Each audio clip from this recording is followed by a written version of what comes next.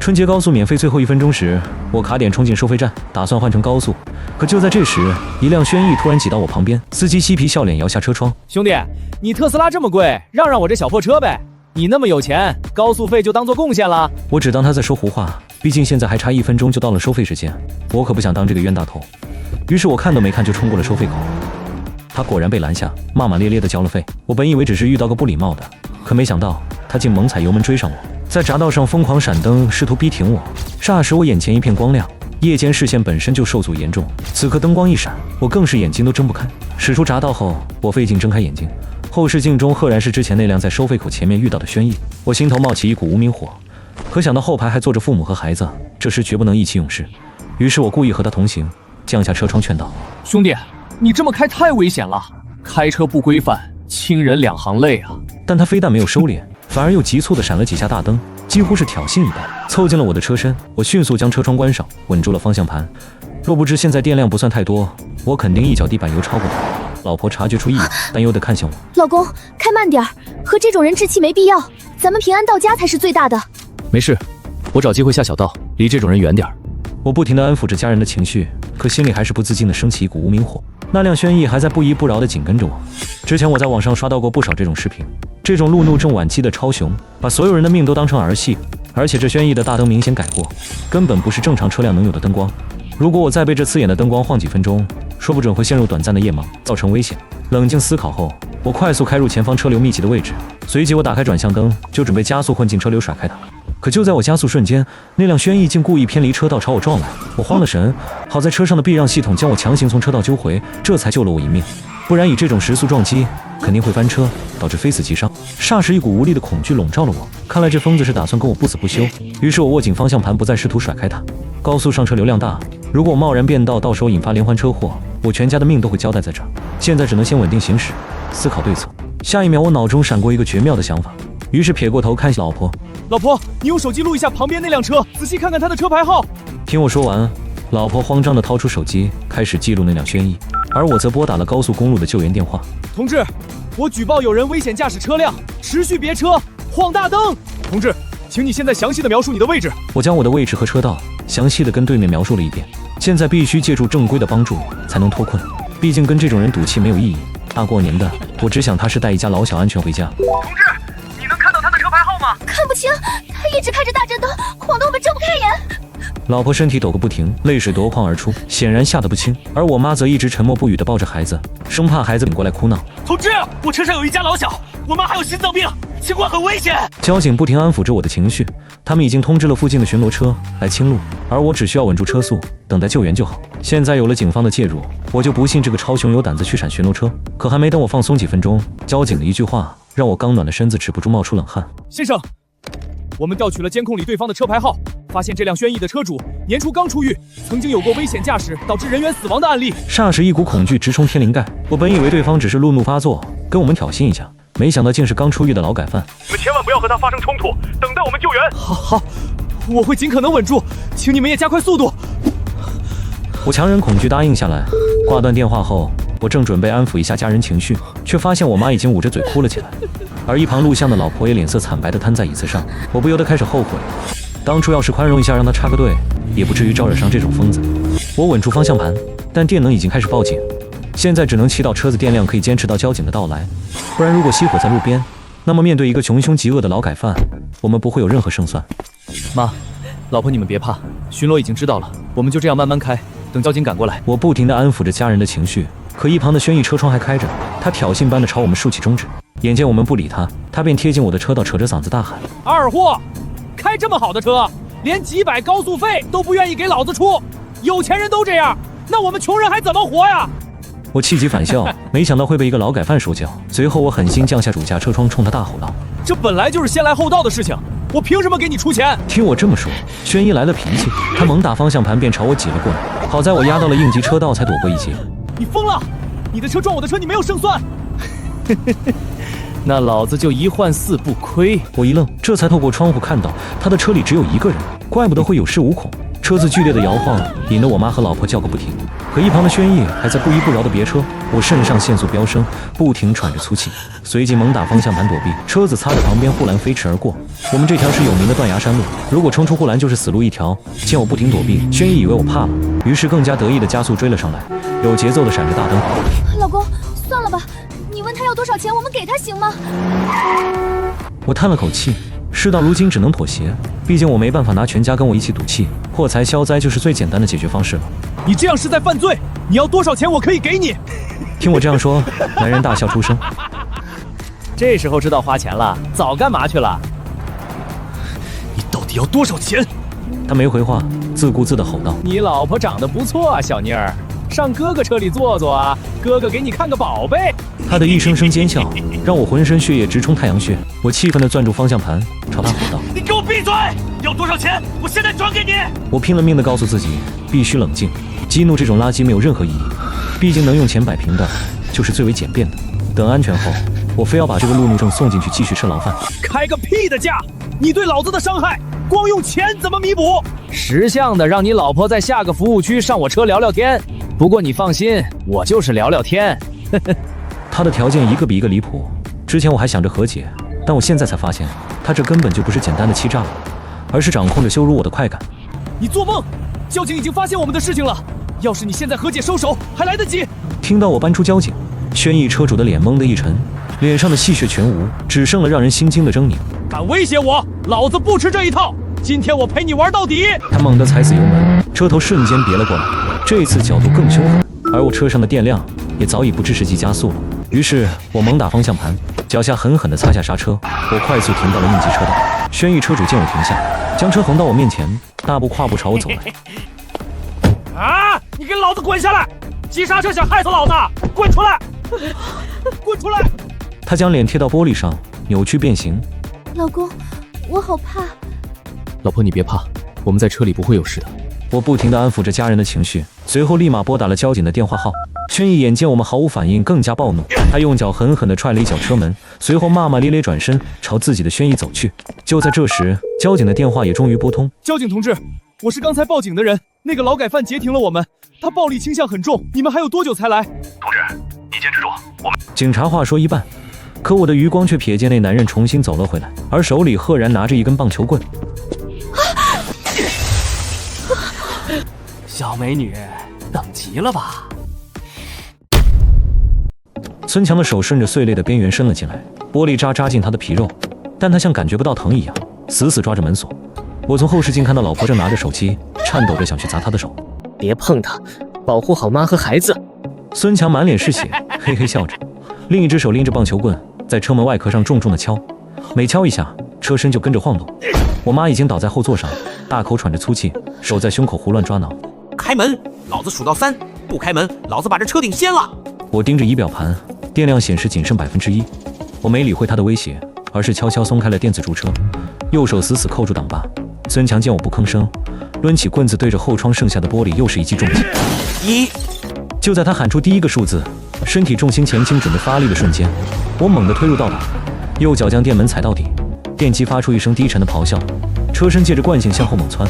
孫強的身體被車門帶得失去平衡，他發出一聲驚叫，整個人被甩出了3-4米遠，重重撞在路邊的金屬護欄上。我沒有停止，繼續倒車，拉開了約50米的距離，直到車身撞上一根路樁才停下。車停穩了，但動力系統的警告燈全亮了。我回頭去看我媽，她已經開始翻白眼，這是心臟驟停的前兆。藥瓶剛才撞飛了。我解開安全帶，趴在座椅縫隙裡瘋狂摸索，手指觸碰到冰冷的金屬滑軌，除了灰塵什麼都沒有。我抬頭看向後視鏡，孫強已經從地上爬起來了，他沒有再拿那根木質棒球棍，而是走向了他的軒逸後備箱。快，找找腳墊下面。孫強從車裡拽出了一根半米長的鋼制撬棍，他一瘸一拐地往回走，每走一步，撬棍就在地上拖出火星。我知道，剛才那一撞徹底激怒了他。終於，我在副駕駛的座椅底下摸到了那個塑料瓶，可還沒等我拿穩，砰的一聲，孫強已經衝到了車前，撬棍重重地砸在引擎蓋上，直接砸出一個深坑。跑啊！你再跑一個，給老子看看！他沒急着砸窗，而是把撬棍插進主駕駛車門的縫隙裡。他雙腳蹬住車身，全身發力往外掰，金屬扭曲的聲音在寂靜的公路上回盪。車門上沿已經開始慢慢變形，冷風順着縫隙灌了進來。我把藥遞給老婆，讓她趕緊餵藥。此時車門縫隙已經大到能伸進一隻手，孫強的臉就貼在縫隙處，那股煙味和血腥味直接噴在我臉上。坐穩了。我強行切換到前進檔，儀表盤跳出動力受限的提示。我不管不顧，再次踩下電門，車子像個垂死的老兵，蹣跚着向前挪動。孫強被晃了一下，但他這次早有準備，迅速跳上他的轩逸，發動機轟鳴着追了上來。他並不急着超車，而是不斷地用斜角去頂我的車尾。特斯拉的車身很重，但没電的電機無法提供扭矩來穩住重心，車身在路面上左右擺動，輪胎摩擦地面發出刺耳的尖叫。老子今天玩死你們！他加速衝到我側方，猛地一打方向，想把我擠向右邊的斷崖護欄。我死死把住方向盘，利用僅剩的一點動力點剎，避開了撞擊。喂，110嗎？我們在斷崖山段，有人殺人，快！話沒說完，信號徹底斷了。轩逸再次撞了上來，這一次力道極大，直接把我的特斯拉頂得原地轉了半圈，車頭死死抵在了路邊的護欄上，電機徹底熄火，屏幕漆黑一片。孫強熄了火，推開車門，他手裡拎着撬棍，另一隻手竟然拎着一桶備用汽油。他走得不快，每一步都像是在丈量我們的死期。我推不開車門，只能從破碎的後窗翻了出去。我手裡抓着車裡的滅火器，擋在車門前。孫強，你想要錢，我包裡有現金，車也可以給你。錢？老子在裡面蹲了5年，出来老婆跟人跑了，老娘死在醫院。老子現在不想要錢，就想要你们這種人的命。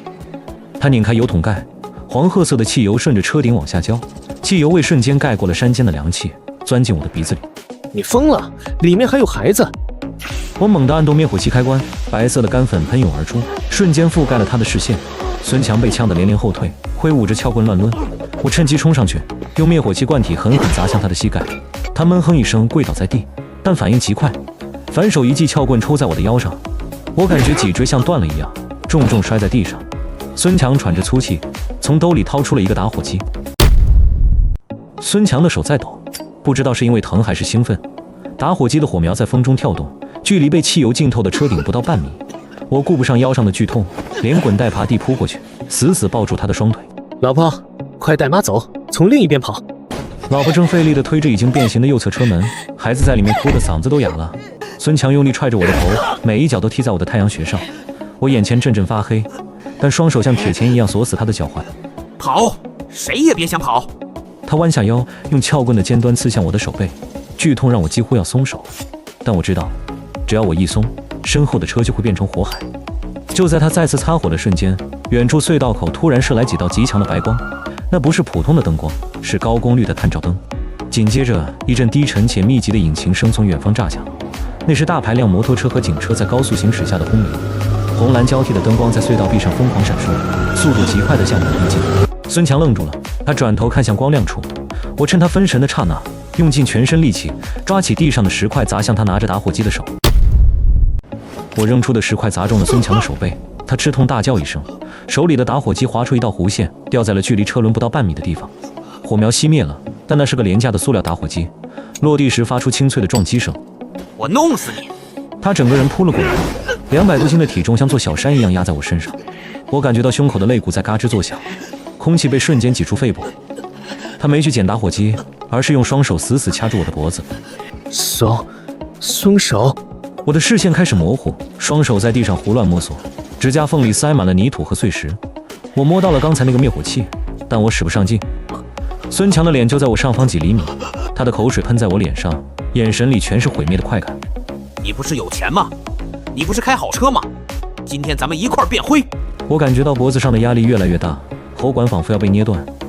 就在我快要失去意識的時候，我摸到了孫強腰間的皮帶扣，我用盡最後一絲力氣舉起膝蓋，狠狠地頂向他的襠部。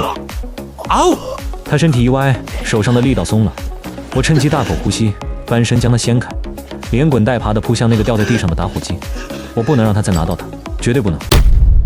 我抓住了那個打火機，直接塞進兜裡。孫強倒在地上緩了幾秒，又像瘋狗一樣撲了上來。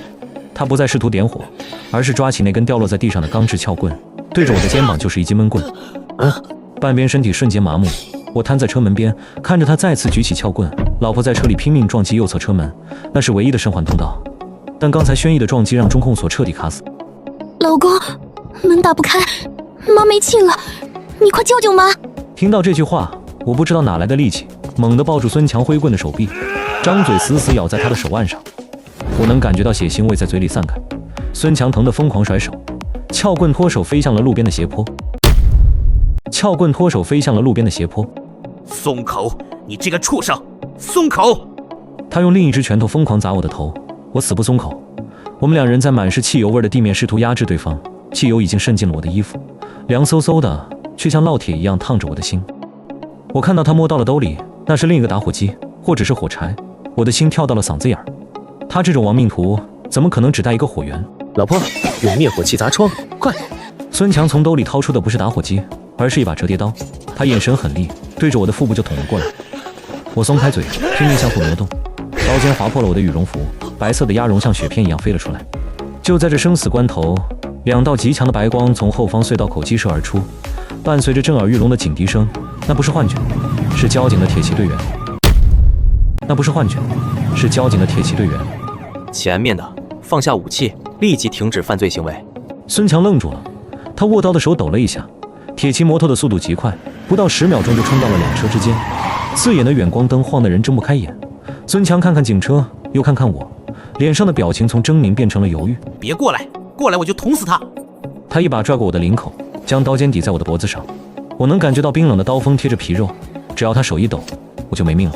孫強，警察已經到了，你跑不了了。想想你媽，你進去了，她誰照顧？老子媽早死了，就是因為沒錢治病死的。你們這些有錢人懂什麼？他越說越激動，刀尖已經劃破了我的皮膚。一名交警停下摩托，手已經按在了腰間的警棍上，另一名交警則在快速呼叫增援。空氣凝固了，周圍除了警笛的餘音，只有山間的風聲。孫強挾持着我向後退，腳下就是那灘還沒乾透的汽油。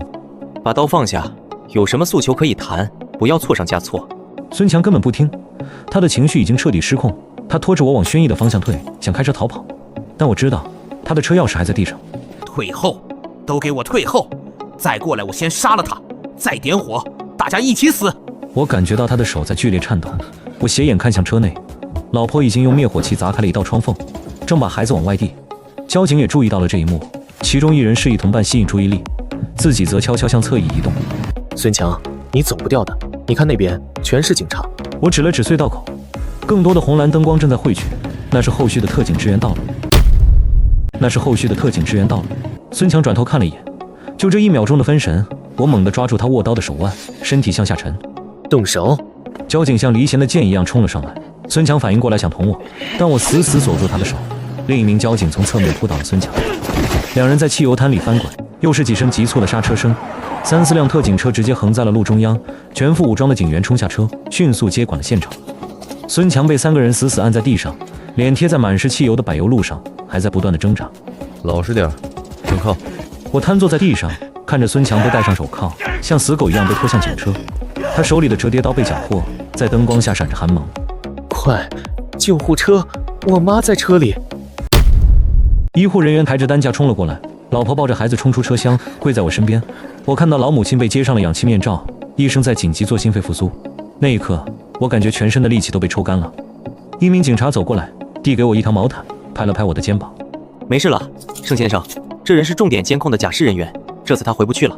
我看着那台被撞得變了形的特斯拉，還有滿地的碎玻璃和汽油。我坐在醫院的長椅上，手裡攥着一張剛打印出來的繳費通知單，3萬塊，這只是我媽進 ICU 的第一筆預付款。剛才醫生找我談過話，我媽不僅是受了驚嚇，撞擊瞬間的安全帶勒傷導致了內臟錯裂，後續手術費是個無底洞。保險公司嗎？我的車損和對方的醫療費怎麼報銷？保險公司嗎？我的車損和對方的醫療費怎麼報銷？電話那頭的理賠員語氣冰冷，對方告訴我，由於交警尚未出具事故責任認定書，且現場有疑似開鬥氣車的行為，保險公司目前無法墊付任何費用。我掛斷電話，看着走廊盡頭孫強的家屬在那兒大聲哭鬧，引得護士不斷上前勸阻。別吵了，這裡是醫院。孫強的老婆，一個穿着臃腫睡衣的女人，衝過來死死拽住我的衣領，她身上散發着一股廉價煙味和汗臭味。她哭喊着說孫強還沒醒，家裡3個孩子等着吃飯，說我是開好車的惡霸，逼得老實人走投無路。你賠錢，你把我男人撞成那樣，你得賠錢。我一把推開他，我心裡清楚，昨晚那場車禍完全是因為孫強在高速上情緒失控。他他為了超車反覆別我，最後失控撞向了護欄，也帶偏了我的車。但這在法律認定上非常複雜，如果沒有完整的監控，我很難證明自己是完全被動的一方。我來到交警隊，想看看現場清理出的遺留物。辦案民警把一個透明塑料袋扔在桌上，裡面是我的行車記錄儀，外殼已經燒焦了，塑料融化成了一團。盛先生，你的记錄儀在起火時受損嚴重，我們嘗試讀取，但電路板燒穿了。那路面監控呢？那段隧道口的監控總該有吧？很不巧，那段路正在进行光缆維護，昨晚那一带的監控確實沒錄上。現在的情況是，後方車輛的目擊證言對你很不利。後方車輛的目擊證言對你很不利。有人反映，在事故發生前幾公里，你的車和孫強的車有多次並線互不相讓的行為。我感到一陣胸悶，那是他在別我，我在躲避。但在旁觀者眼裡，兩輛車在高速上飛馳閃躲，就是典型的鬥氣駕駛。我走出交警隊，太陽刺得我睜不開眼。孫強的車呢？我想看看他的車。警察帶我去了停車場，孫強那輛老舊的軒逸幾乎碎成了零件。我蹲下身，看着那磨平了花紋的輪胎和鏽跡斑斑的剎車盤，這根本就是一輛帶病上路的報廢車。孫強不是什麼殺手，他只是一個為了省錢不修車，為了搶時間不顧命的底層司機，而我成了他暴躁情緒下的犧牲品。我回到公司，桌上堆滿了待處理的文件。財務部經理敲門進來，臉色有些難看。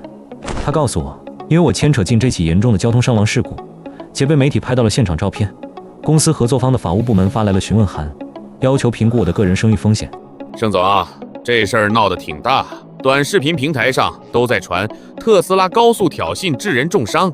那是謠言，是他在撞我。我打開手機，發現本地社交媒體上確實流傳着一段模糊的視頻，視頻是從很遠的地方拍的，只能看到兩團燈光在高速上纏鬥，最後火光衝天。評論區裡鍵盤俠們在狂歡，他們不在乎真相，他們只在乎豪車和弱勢群體這兩個標籤。我感到一種深深的無力感。我媽還在醫院裡插着管子，公司這邊又面臨信譽危機。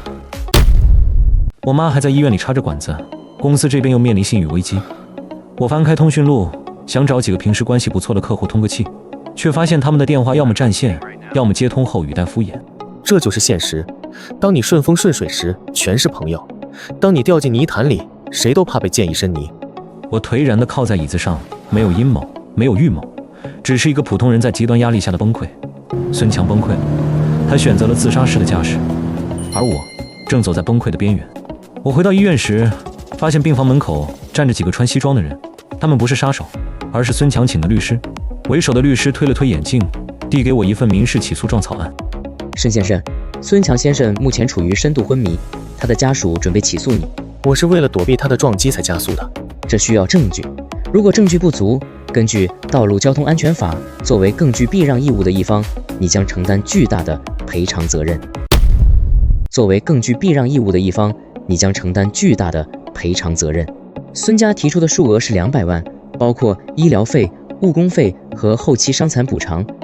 200萬，這對我來說雖然不是天文數字，但足以掏空我所有的流動資金。我媽後續的康復還需要大量的錢。我看着這份起訴狀，手在微微發抖。這不是電影裡的生死博弈，這是真實生活裡的燉刀子割肉。如果我不答應呢？那我們就法庭見。另外，孫強的家屬已經在聯繫媒體，準備進行更大規模的維權。盛先生，你是體面人，你應該知道名譽受損的後果。我轉過頭，看到孫強的妻子正躲在走廊拐角偷看，他眼裡沒有悲傷，只有一種孤注一擲的貪婪。他和孫強一樣，都在把這場災難當成改變命運的救命稻草。我沒有回家，而是開車回到了那個發生事故的匝道口。雨已經停了，路面上還有焦黑的痕跡和散落的塑料碎片。我拿着一疊打印好的寻人啟事，在收費站出口一家一家地詢問那些停靠休息的貨車司機。師傅，昨晚11點左右，您路過那段隧道嗎？看沒看到一輛黑色特斯拉被軒逸別車？司機們大都搖搖頭，有的甚至連窗戶都不願意搖下來。我走的腿都麻了，皮鞋上沾滿了泥水。就在我準備放棄的時候，一個正在給輪胎澆水降溫的老司機叫住了我。小伙子，我昨晚在那兒，我行車記錄儀裡可能拍到了點東西。我像抓到了救命稻草一樣衝過去，老司機帶我進了駕駛室，調出了昨晚的畫面。雖然隔得很遠，但畫面清晰地記錄了孫強的軒逸是如何在空曠的路面上突然折起來，如何瘋狂地切入我的車道，以及他最後那次致命的轉向。師傅，求您把這段視頻拷貝給我。老司機嘆了口氣，說他也是開車的，最恨這種不要命的開法。他把存儲卡取下來遞給我，我握着那張小小的卡片，眼淚差點掉下來。沒有陰謀，沒有反轉，這就是真相。孫強因為生活不如意，在公路上尋找發洩對象，最終害了別人也毀了自己。現在該讓法律說話了。我行車記錄儀裡可能拍到了點東西。我像抓到了救命稻草一樣衝過去，老司機帶我進了駕駛室，調出了昨晚的畫面。雖然隔得很遠，但畫面清晰地記錄了孫強的宣逸是如何在空曠的路面上突然蛇行，如何瘋狂地切入我的車道，以及他最後那次致命的轉向。師傅，求您把這段視頻拷貝給我。老司機嘆了口氣，說他也是開車的，最恨這種不要命的開法。他把存儲卡取下來遞給我，我握着那張小小的卡片，眼淚差點掉下來。沒有陰謀，沒有反轉，這就是真相。孫強因為生活不如意，在公路上尋找發洩對象，最終害了別人也毀了自己。現在該讓法律說話了。我站在走廊裡，看着鑑定科的房門，裡面正在進行關鍵的視頻比對。老司機提供的行車記錄儀存儲卡已經交給了技術民警。我等了2個小時，煙灰缸裡塞滿了煙頭。門開了，一名戴着白手套的警察拿着一份文件走出來，示意我進去。盛先生，视頻鑑定結果出來了。我們通過對後方貨車記錄儀畫面的逐帧分析，結合路面剎車痕跡的物理測量，得出了結論。結果如何？視頻顯示，當晚11點14分，那輛黑色轩逸在前方無車、無障礙物的情況下，突然採取了3次非正常的緊急制動。這種行為在法律上被認定為具有主觀惡意的危險駕駛，而且我們檢測了孫強車輛的制動液和輪胎磨損情況，那輛車根本不具備上高速的安全條件。警察把鑑定報告翻到最後一頁，上面蓋着鮮紅的公章，這意味着孫強所謂的避讓障礙物謊言徹底破滅。我拿過報告，指尖劃過那行冰冷的文字，這不是陰謀，這是一個生活失意的男人在公路上尋找發洩對象，最終自食其果。這份報告能直接作為定責依據嗎？是的，結合我們調取的路段卡口數據，孫強在事故前10公里內有多次超速和壓線行駛記錄，這不再是普通的交通事故，這已經觸及了交通肇事罪。我帶着鑑定報告複印件回到醫院，孫強的妻子正帶着2個孩子坐在我媽病房對面的長椅上。她看到我，沒有像之前那樣衝上來撒潑，而是低着頭死死攥着衣角。她請的那位律師站在一旁，臉色同樣不好看。盛先生，我們談談。盛先生，我們談谈。關於之前的起訴狀，我們家屬願意撤回。撤回？昨天你們還說要讓我賠200萬，讓我傾家蕩產。那是我們對案情了解不全面。現在警方鑑定結果出來了，孫強負全責的可能性極大。如果進入司法程序，孫家不僅拿不到賠償，還要承擔你的巨額車損和我家屬的醫藥費。我看着那個女人，她突然滑下長椅，跪在地上，想去抓我的褲腳。2個孩子嚇得哇哇大哭，走廊裡的病人和護士都投來異樣的目光。這種道德綁架在醫院裡每天都在上演，但這次我沒打算妥協。盛先生，您是大老闆，您有保險，您動動手指就能救我們全家。強子他還在重症監護室，醫生說他這一輩子都站不起來了。求求您，別讓我們賠錢，我們真的沒錢。你男人撞我的時候，想過我媽也在車裡嗎？想過我全家人的命嗎？法律不是誰窮誰就有理。我繞過他，走進病房。我媽已經醒了，雖然還戴着氧氣面罩，但眼神清明。她輕輕搖了搖頭，示意我不要再糾纏下去。我明白她的意思，但我也知道縱容這種惡意就是對守法者的傷害。調解室裡坐滿了人，我、保險公司理賠員、孫強的律師，還有一臉死灰的孫強妻子。辦案民警敲了敲桌子，摊開2份正式的道路交通事故責任認定書。經市公安局交警支隊技術鑑定，本起事故中，豫 A XXXXX 號車輛駕駛員孫強因惡意別車、危險駕駛及車輛安全狀況不合格，承擔事故全部責任。駕駛員盛林在採取規避動作時處於緊急避險狀態，無違規行為，不承擔責任。孫強的妻子聽完，整個人像被抽掉了脊梁骨，癱在椅子上。全責這2個字重於千鈞，它意味着孫強所有的醫療費都得自理，意味着我那輛價值幾10萬的特斯拉受損，他們必須全額賠償。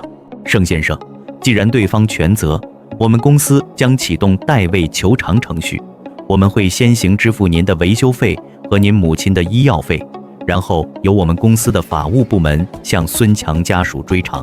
好，按程序辦。我簽下名字。孫強的律師嘆了口气，收起文件。他知道這官司沒法打了，孫家不僅輸了公道，還輸掉了未來幾10年的生活保障。我走出調解室，看着窗外川流不息的車輛，每個人都在為了生活奔波，但如果失去了底線，奔波就會變成墜落。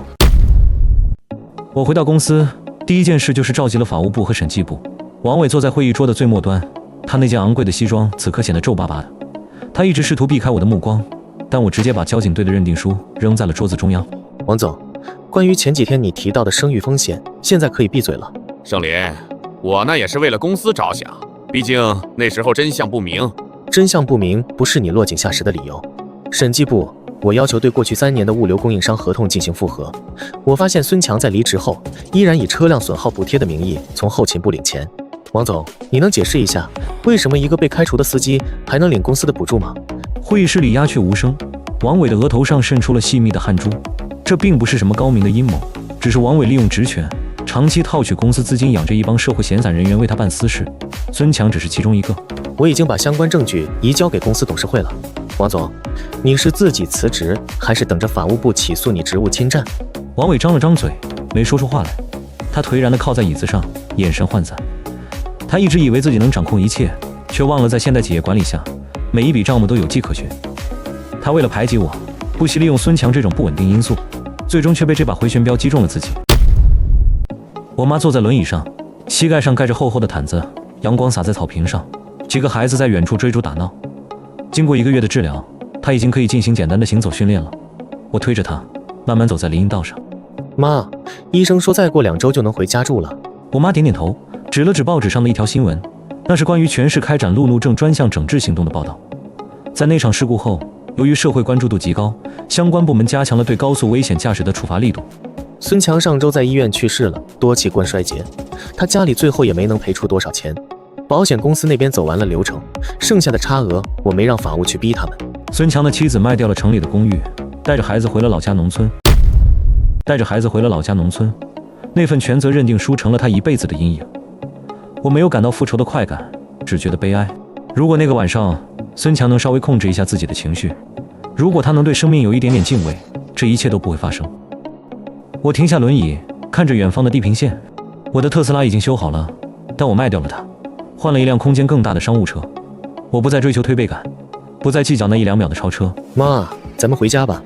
生活重新回到了正軌，公司裡的爾虞我詐隨着王偉的離開告一段落，家庭的危機也在法律和證據面前消散。我發動車子，平穩地駛入車流，路還很長，我學會了慢慢開。